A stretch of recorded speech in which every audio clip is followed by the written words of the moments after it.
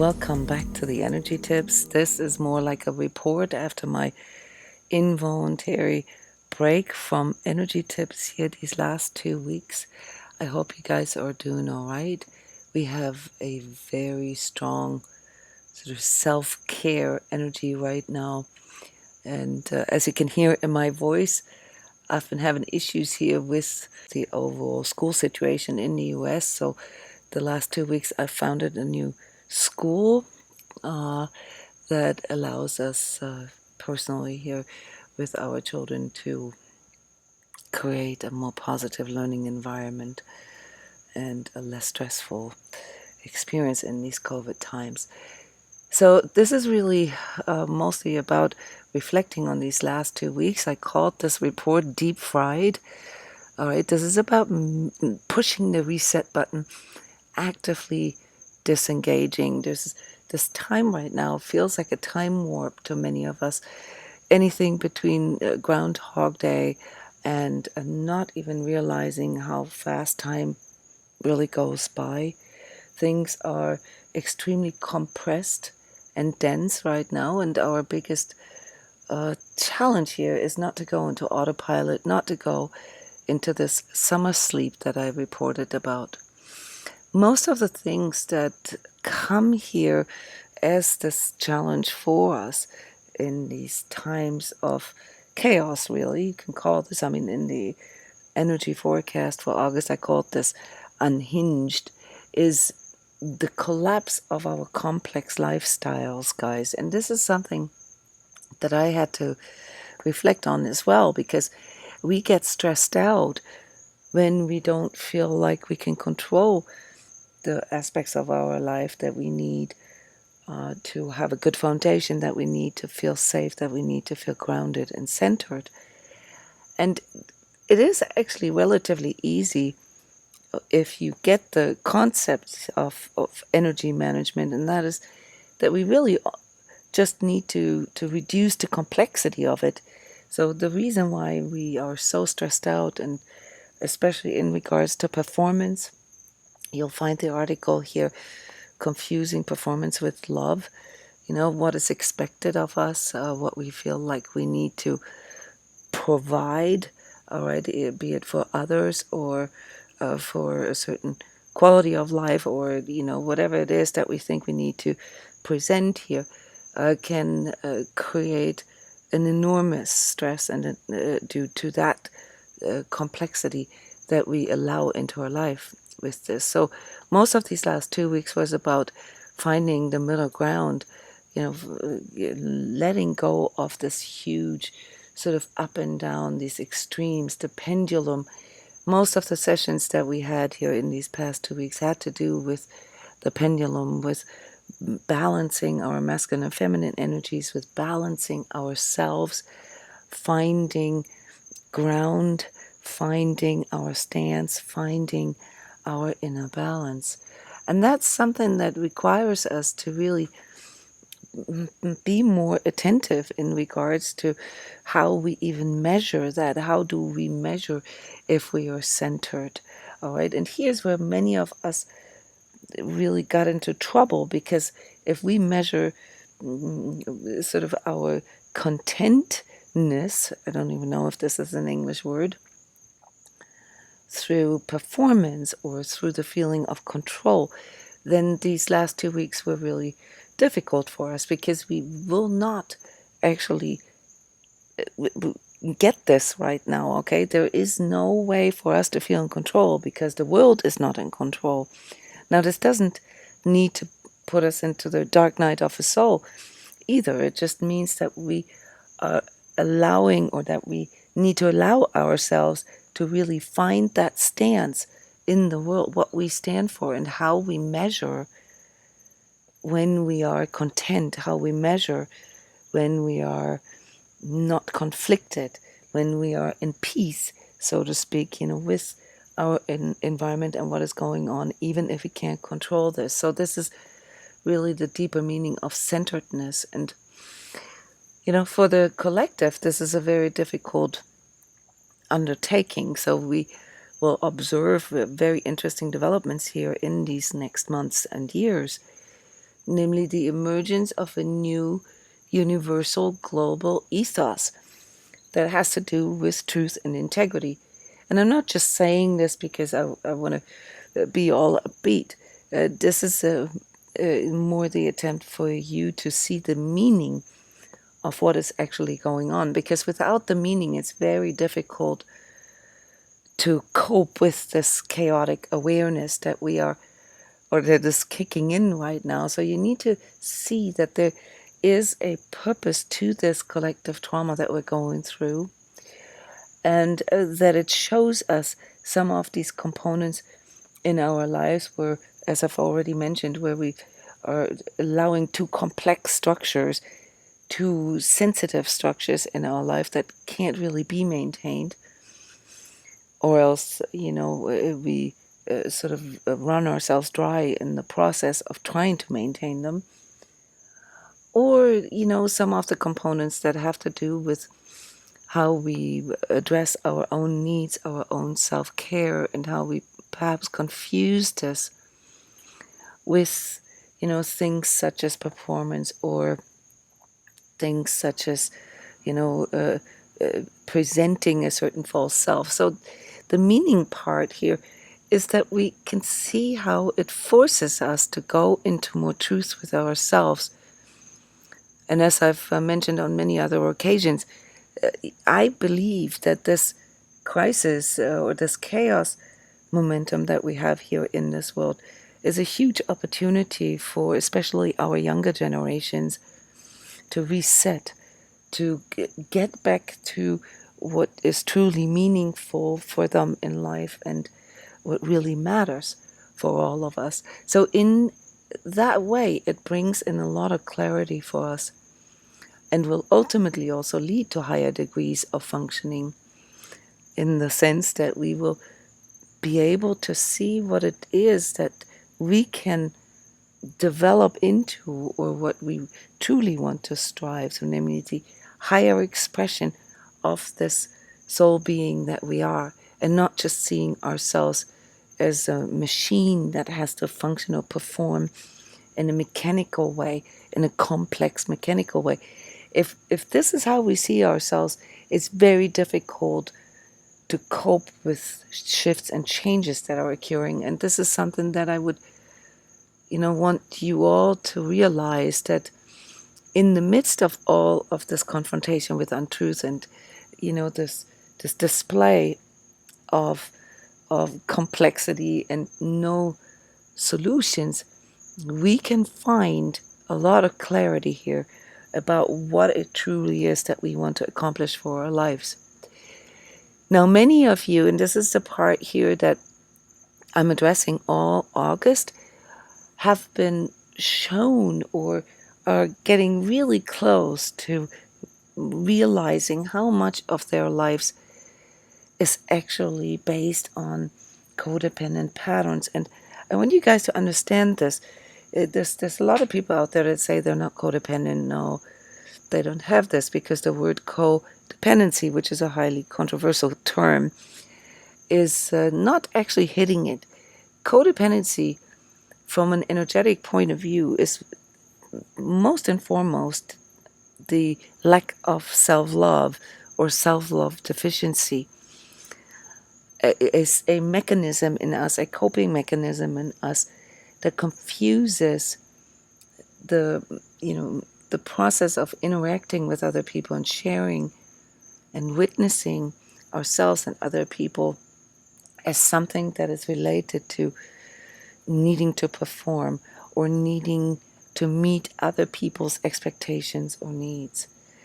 And so it's a bit misleading to think of codependency in just its, co-part here, or dependency part. It's important to understand that what it means really is the externalization that occurs within us when we make our own self-worth, our own, right to be here, being lovable, being loved, being needed, being of value to others, depend on a co.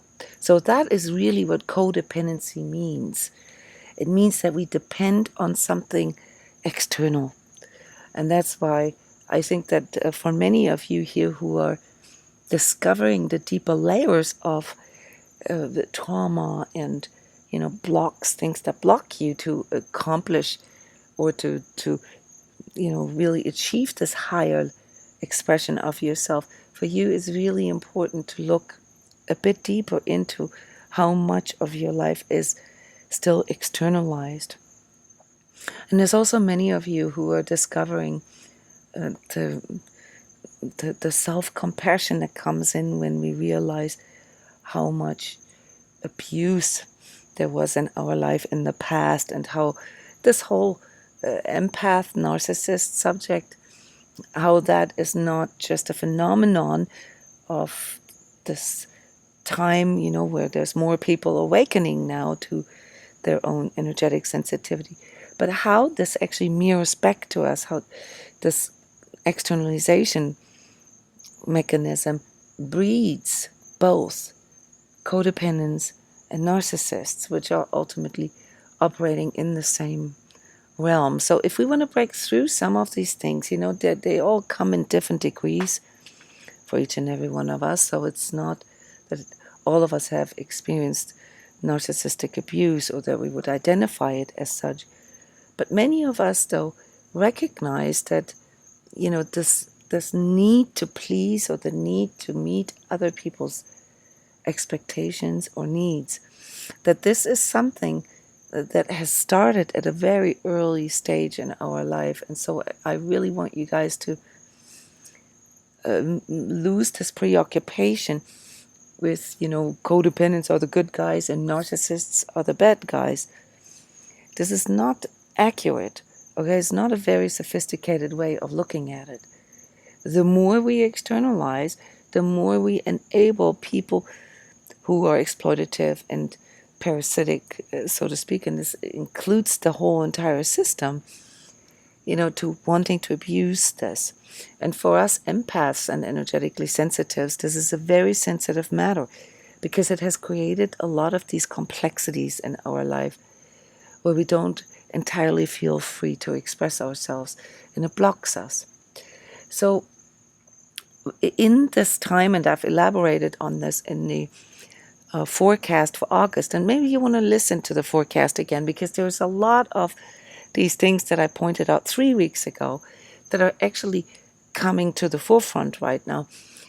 This time where the access to our own heart-based centeredness, so to speak, where we can really feel ourselves, where we can find the sense for ourselves, regardless of what is going on outside of us, okay? That's blocked. That was blocked these last 2 weeks, okay? And there's a lot of things that came up with this. And this is why we need to pay attention, because these things that were coming up for you here in these last 2 weeks, be it physical things that came forward, most likely based on not taking enough time for yourself or not having good routines.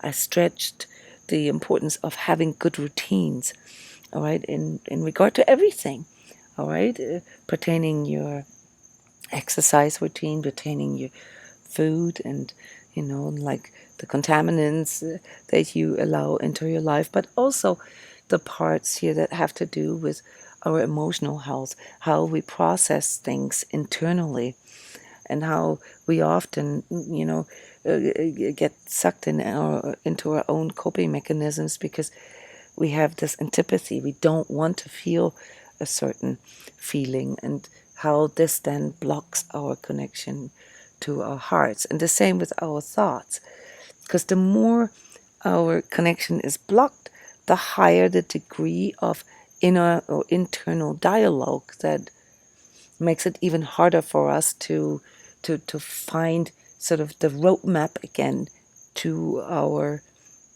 meaning and to our stance in life. So right now, guys, I want to invite you really to I mentioned pushing the reset button earlier, to sit down and create a bit of a new life plan for yourself for the next 2 weeks that focuses around heart-based living, and finding the middle ground.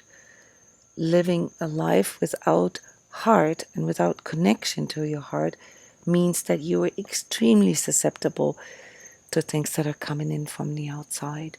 And I often point this out in conjunction with energetic projection and absorption. So the more we project, and that is what the codependency really is, we need the mirror of the other or the outside, the externalization mechanism here. The more we need this, the more we absorb other people's stuff. That really needs to sink in. When you find yourself in this constant place of looping and buttons being pushed and things being triggered and running around like a chicken with a cut off head, then you need to disengage. You need to disengage. You cannot succeed in trying to control this or trying to change yourself or becoming a better coper. So that's what really needs to sink in here. And when you sit down and make a new life plan, sounds a bit dramatic, but what I mean with this is setting different goals for your life in regards to your ability to really stay in your center. And in the energy tips here for this coming week, I'm going to point out some of the things that you might want to look into. Today, here in this recording, I would like to point out what is really blocked when you are not standing in your center, when you are not able to really feel your needs and to feel, what it is that your system needs to operate correctly. And there's, multiple views of this. Obviously, we can take the psychology route here to analyze this. We can take the mental route or just the physical route. And this is it's all about this working together. You can't separate your body from your emotions, from your thoughts, and your spiritual needs. So let me just walk you through the energy system that you are composed of and what happens when this part of you is blocked. So I'm guiding you through your chakra system right now to show you, how a disconnect from your heart, due to these reasons that I illuminated earlier, how that affects you and why it's so difficult for you to come to terms in some of these areas. So let's start with your first chakra. This is the root, and from a psychological and physiological standpoint, it is the ultimate survival component of you. On the hierarchy of needs, it is the lowest, not low as in bad, but the densest part and the most important part. So it's the food and the shelter, clothing, warmth, all the things that your body needs to survive. So the theme of the root chakra is what I need. And the energetic perspective brings slightly different components into this because it also relates to our inner child wounds. It relates to karmic aspects and is therefore always, for many of you, at the core of the problem. The difficulty to manage your life or life situations in this 3D world and being able to find stability and security, along, of course, with managing your physical health, achieving some kind of physical fitness, or in our COVID case now, knowing what to do, knowing what to give your body so it can deal with things better, so it can function better. So this is the part that is relatively mechanic, but it also is not enough to just focus on the mechanics of life, food, shelter, physical exercise, physical health. It's important, but it's only the foundation. Now, if there is trauma in the game. If you have experienced physical abuse, physical violence, if you've had, if you've experienced malnourishment or, severe neglect growing up, poverty maybe, or you were just simply physically neglected or abandoned, or deal with birth trauma, or, you've had strong sort of trauma experiences, say, these adverse childhood experiences, then it will be particularly challenging for you to balance your first chakra, to really feel the importance of this foundation, which means I often talk to about people who have these kind of conditions. Includes me personally as first chakra people. All right, so whenever we run into chaos, whenever we run into difficulty managing our lives, we have to rigorously go back to the basics, go back to fundamentals, all right, which includes self-care, taking care of our body, taking care of our needs first, before anything else. The second chakra, the sacral chakra, okay, is, related to our emotional processing and what we want and what we desire, what makes us feel good on a very fundamental level.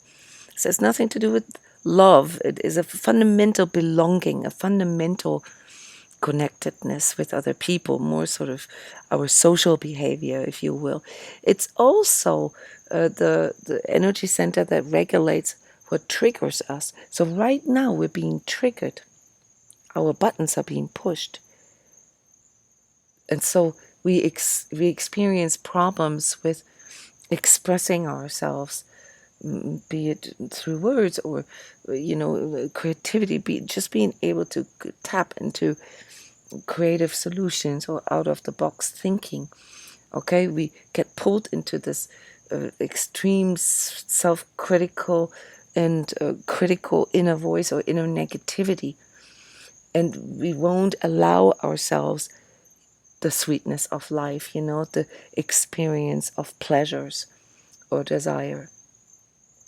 And once more here, not just if the connection with the heart is missing, but if this has been, if we have been forced to be dealing with things through traumas or experience abuse, such as sexual abuse or emotional abuse, or strong rejection or betrayal, perhaps also, and this is relevant here for many of you, addictive behaviors and addictive structures in your family, alcoholism, for instance, or even the presence of mental illness, then this will always be at the core of where you need to go when you feel disconnected.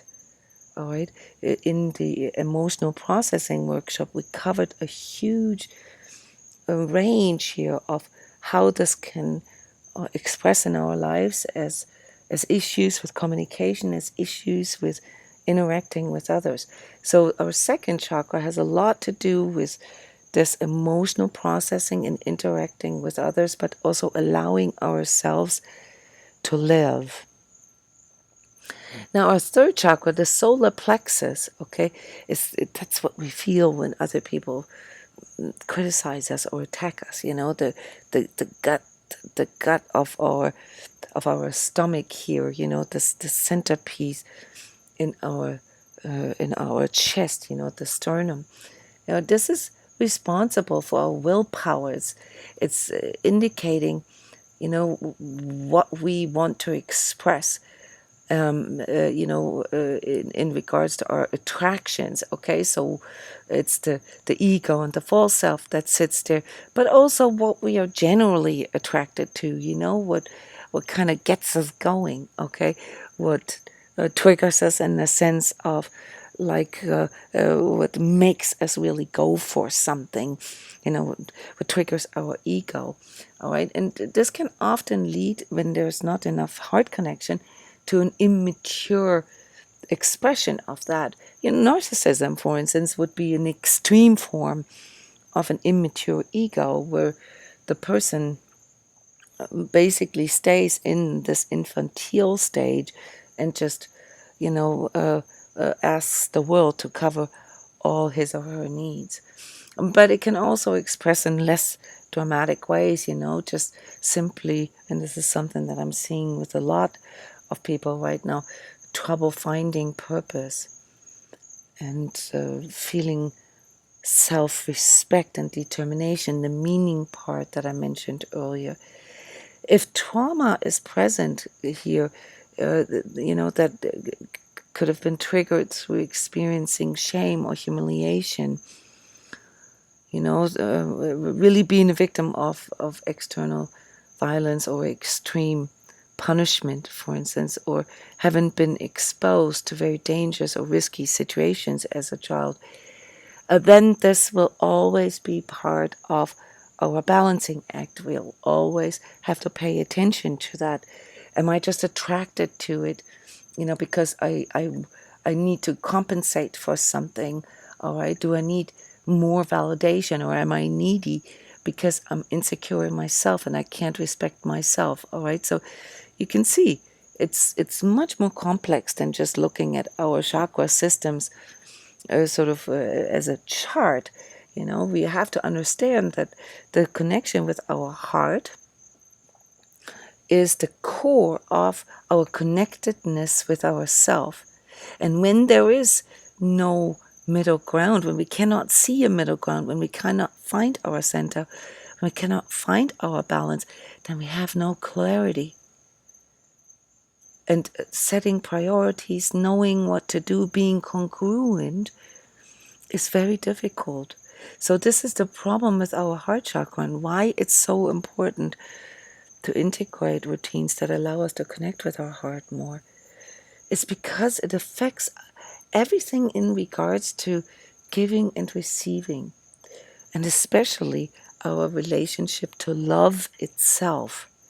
Love, forgiveness, and compassion come through this connectedness that we are experiencing with ourselves. If we cannot connect with ourselves, we have a problem with connecting with other people. And that's why self-love is such a fundamental subject for us, because if we feel unloved, if we feel disrespected, if we feel that everything is conditional and that we have to perform like crazy in order to get little breadcrumbs of love from others or validation, it always means that there's something here with our heart chakra that is blocked. Now, if trauma is present, guys, then it will express, and this is something that I know many of you are dealing with. You will express constant sort of pain, or gravitation towards pain and grief and sadness. And this might even turn into hostility because you perceive the world as hostile itself. And it creates a pessimism and a negativity in you because all you can see is the betrayal and the abuse and the untruth and the lack of integrity everywhere. All right. And then it makes you sort of see yourself separate from the world. And, you distance yourself, you withhold yourself, right? And this can lead to abusive relationships or very difficult boundary situations with other people, also at work. And one of the most typical signs or symptoms of a lack of heart connection is actually constant criticism, guys, which of course includes the self-criticism.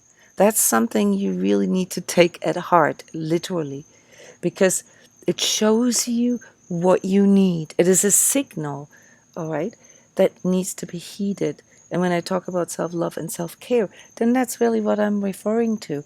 You listening within and listening to your inner signals and changing, what you do. That's why I talk so much about routines, changing the way you see things and work on the fundamentals. So your fifth chakra, the throat chakra, that's responsible for the way we think and express, okay? And this is obviously blocked when we have, issues with our connection and our centeredness right there already, because we cannot even feel what it is that we want to express. And that often leads to high degrees of incongruence in our life. We say one thing, but we do another thing. And we constantly kind of disappoint ourselves here, or we want to express something, but we can't get it out because maybe we feel we don't have the right to do this. So it also has to do with the willpower, with the execution of that, the walking of the path, not just having the intention, but actually following through. It has to do with our mindset and our belief system. And often it also relates to our ability to sequester ourselves, to not just go for coping, and to refrain from some of the things, the coping mechanisms that we already know are not good for us. This is part of our fifth chakra here, because it has to do with the truth level of our expression. And when there's trauma present, something way back in our childhood, in our past, all right, if we have been lied to, for instance, or if we grew up in a family where there was a lot of gaslighting, or where there was where it was not allowed to talk about things, where there was an elephant in the room, but nobody actually ever admitted to it, all right, then this can lead to a big block here. Not to mention, obviously, verbal abuse, or, really problematic family dramas, and high demands, high performance values, and shunning and punishment if you didn't perform in a certain way. If that was present in your life, then you will have issues with your expression and with the follow through and with the congruence of things. All right, so your practice then would, again, it all points at self-care in the fundamentals, but it would be in what I call sequestering yourself, maybe fasting from time to time and learning to self-control, but not in a restricted way, but in the way that you don't fall for the coping or start to refrain from it. I think refraining is the better word. To refrain from things that you already know are not good for you, such as gossiping, for instance, or, being judgmental with other people, or being non-forgiving. Those are all the things that come in with the balancing of your fifth chakra, that you begin to see, sort of the two-way component of everything. And as you're realizing, what all the stuff, the trauma stuff has done to you, that you don't want to do this to others. This is also where the golden rule comes in, to not do to others what you don't want to be done to yourself. Now, the sixth chakra, the third eye, how that goes into the more complex components of our personality and our energy management, because it expresses how we see ourselves, the vision of ourselves, including the future. But it's really how we see things. It's our perception. So I often talk about perception, that our perception determines our perspective, and our perspective determines our beliefs, and our beliefs determine our thinking, and our thinking determines our emoting, and our emoting determines our actions in the end. All right, and this is very difficult here when there is no middle ground, when there is no connection to the heart.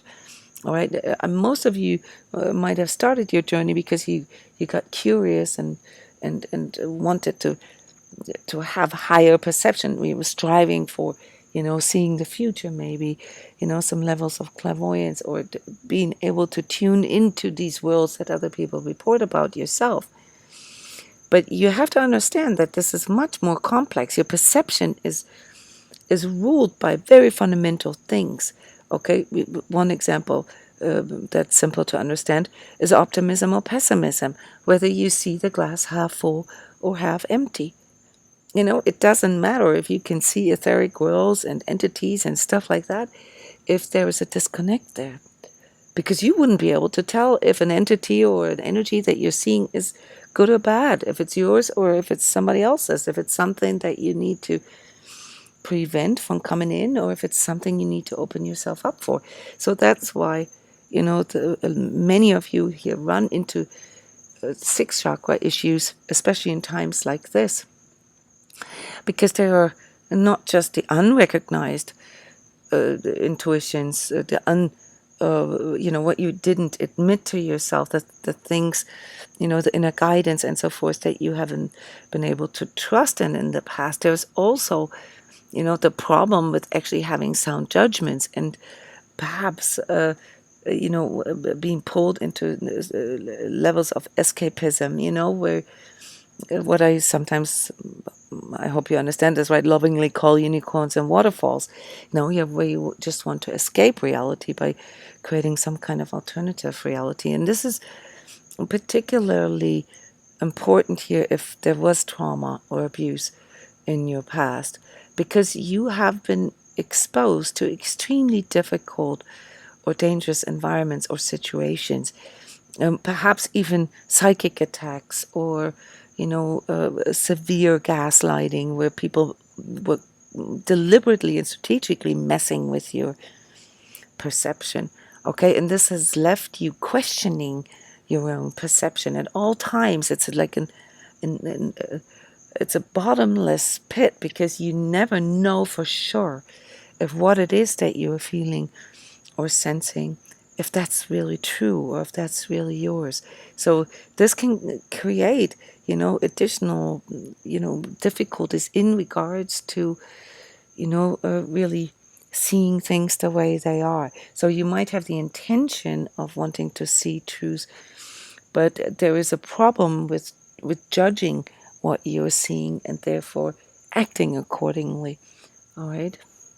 I know this is very complex, but I'm really trying to show you the complexity of it so that you can make better choices and prioritize better. All these different layers here of needs and expressions, they build upon another. So at the highest level, say, of our sort of 3D energy system, we have the seventh chakra, the crown chakra, that connects me with universal energies, that connects me with the divine Wi-Fi, that connects me with purpose and with the vision of the world, where I see the world. This is really instrumental right now in order to make sense of what is going on. All right? If we are blocked here, especially if the connection with our heart is missing, all right, then we can run into really big problems as far as seeing ourselves in the future.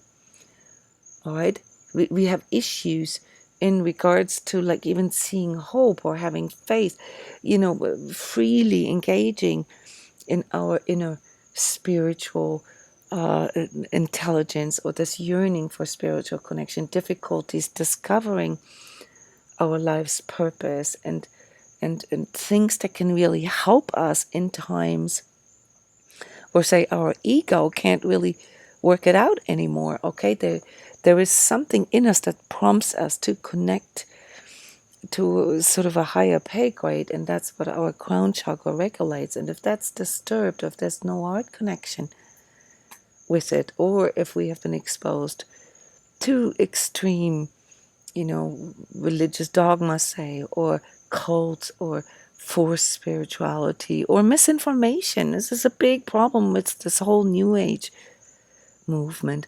If we have been lied to, or, just told to believe in what other people, tell you to believe, and you've never been able to really verify this for yourself, it'll be very difficult for you to navigate through, any kind of challenge in your life, and to form resilience and adequacy and ultimately happiness with it, because there is nothing that you can use sort of as your inner compass. So in the last month, I talked a lot about this inner compass.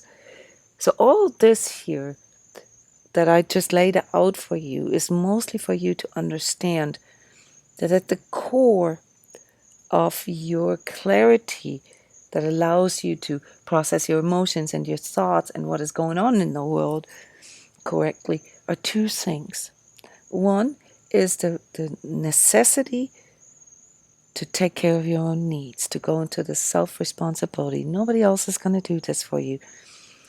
And that's why I often post the hierarchy of needs. So you understand that if the fundamentals, your root chakra, your lower chakras, the fundamental survival needs, the fundamental needs for connection, and the fundamental sense of self, your identity, if they are not connected with the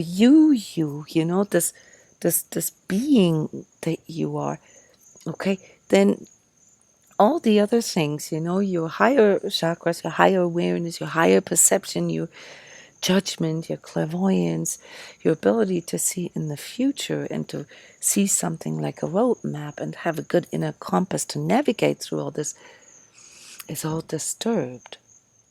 Okay, so here, the importance to understand our needs and to heed them, and the other component of that is to really make an effort to connect with our heart, to be present, to witness ourselves, to feel our feelings, to allow ourselves to be here and not to make things go away if they are uncomfortable.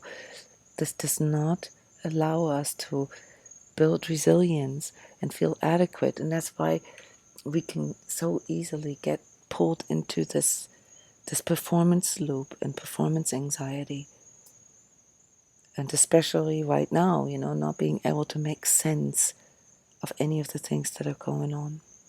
So guys, I hope that this helps you a little bit to sort things. This is, the reflection here of the challenges of the last 2 weeks and the coming weeks, all right? And then in the second video, you're gonna receive the energy tips for next week. Thank you guys. Thank you for your support, and thank you for paying attention to yourself and the dedication to your overall heart health.